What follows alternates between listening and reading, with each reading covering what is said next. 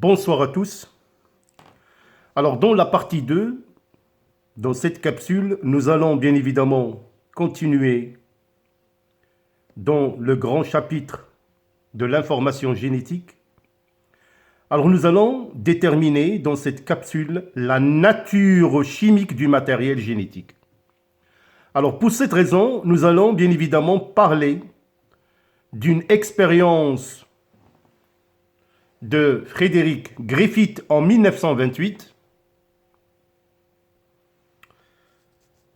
Frédéric Griffith est un bactériologue anglais. Donc c'est une expérience vraiment qui a ouvert les portes vers la découverte du secret du matériel génétique. Alors c'est une expérience qui a permis de mettre en évidence la transformation bactérienne.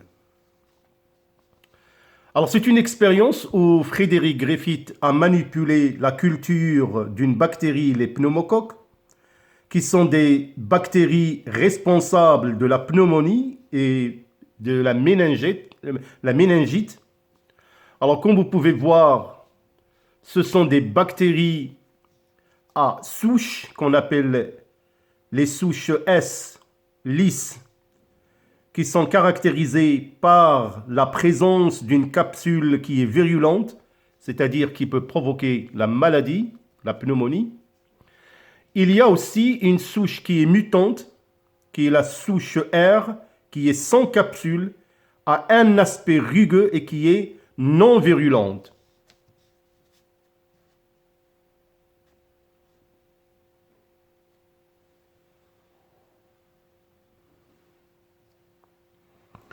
Alors là, je vous présente un schéma de cette bactérie. Comme vous pouvez voir, c'est une bactérie avec des capsules. Alors cette capsule est caractérisée par la présence de polysaccharides. Ce sont des protéines contenant des sucres. Alors on fait une petite coupe au niveau d'une bactérie. Vous pouvez parfaitement voir la capsule.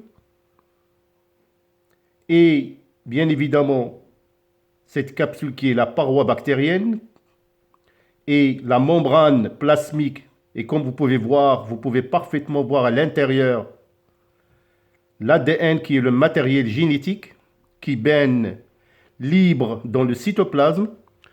Donc ce qui confirme encore une fois que notre bactérie est une bactérie prokaryote, donc qui ne dispose pas d'un véritable noyau.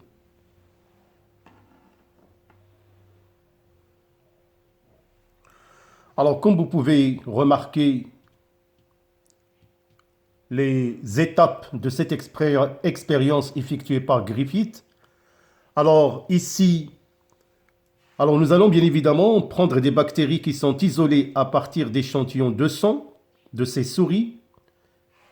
Alors là, on prend une cellule S vivante qu'on essaie d'injecter à une souris, donc vous pouvez remarquer que la souris, elle est morte.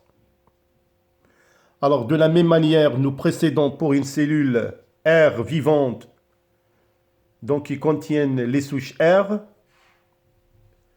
Alors injectée à la souris donc est vivante. Par la suite, on prend une souche S tuée et on l'injecte à la souris, donc la souris elle est vivante.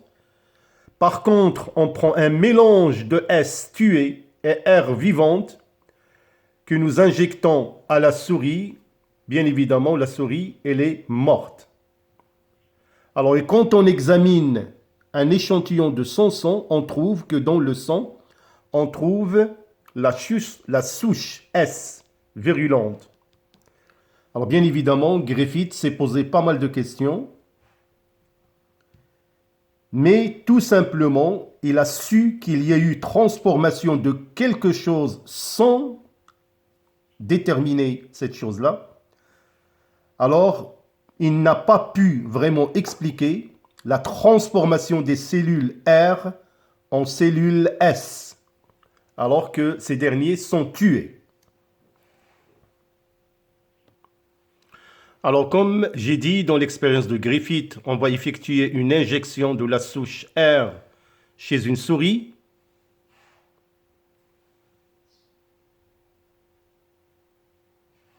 Alors, on remarque la survie de la souris.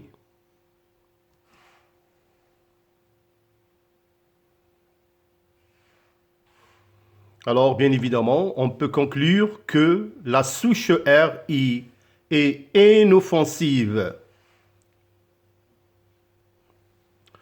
Alors, par la suite, nous allons effectuer une injection de la souche S chez une autre souris, ou la même souris.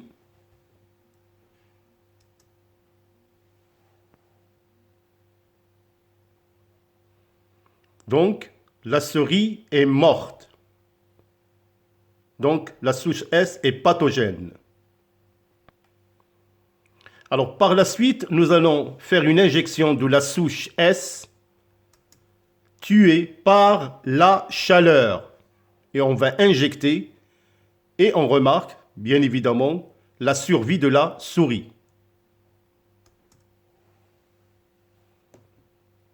Alors, qu'est-ce qu'on remarque? Que la souche S perd son caractère pathogène et on remarque bien évidemment la disparition de l'enveloppe de sucre. Alors après, nous allons prendre des estués que nous allons bien évidemment ajouter à R. Injection de la souche R à la souche S. Alors qu'est-ce qu'on remarque? La mort de la souris.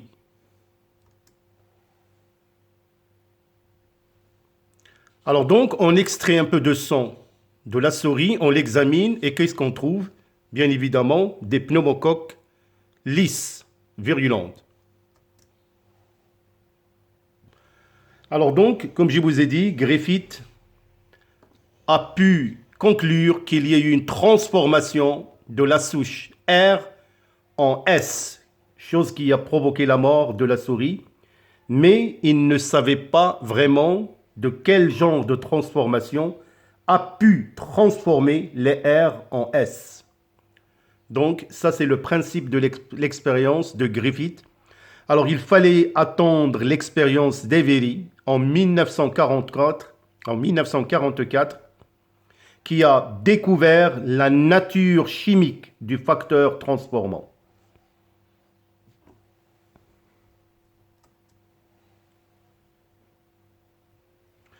Alors donc on peut tout simplement dire que dans le processus de transformation, les bactéries de la souche inoffensive R ont pris le matériel génétique des cellules mortes des bactéries de la souche pathogène S qui leur permettent de construire les enveloppes de sucre.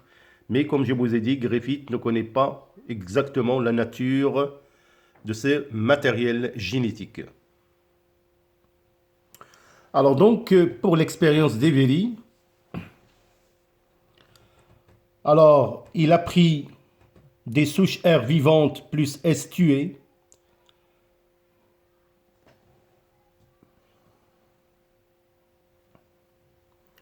Alors donc il a pris donc des bactéries R plus des S tuées, donc l'ADN est dénaturé. Il a fait une injection de S tuées et de R vivantes à une souris. Alors donc le résultat, donc la souris donc est vivante. Et quand on analyse du sang de la souris, absence de tout pneumocoque, donc la virulence disparaît. Alors dans une autre expérience, alors nous prenons les R vivants plus de l'ADN extrait de S que nous injectons. Alors injection de R vivante et de l'ADN de S à une souris. Alors qu'est-ce qu'on remarque? On remarque la mort de la souris. Et quand on examine l'analyse du sang de la souris, on remarque la présence de pneumocoque S vivant. Alors pour expliquer les données de l'expérience d'après Every et ses collaborateurs, alors on prend un chromosome du pneumocoque S qui est virulent, on fait un broyage, Alors, on obtient un ADN après extraction et purification. Alors, cet ADN, il est injecté dans l'ADN d'une pneumocoque R qui n'est pas virulente, qui va absorber ce fragment de l'ADN et va l'intégrer dans son chromosome. Et le résultat, on obtient le pneumocoque R qui est devenu un S virulent. Donc, il a intégré le matériel génétique dans son patrimoine génétique. Donc, il y a eu vraiment transformation du matériel génétique de la bactérie S dans le matériel génétique de la bactérie R qui est devenu pathogène. Alors, on peut donc dire que le pneumocoque R avirulente ou non pathogène absorbant de l'ADN de S et se transforme en pneumocoque S virulent. Donc voilà, ça c'est le principe de l'expérience de Griffith et l'expérience d'Eberi et ses collaborateurs.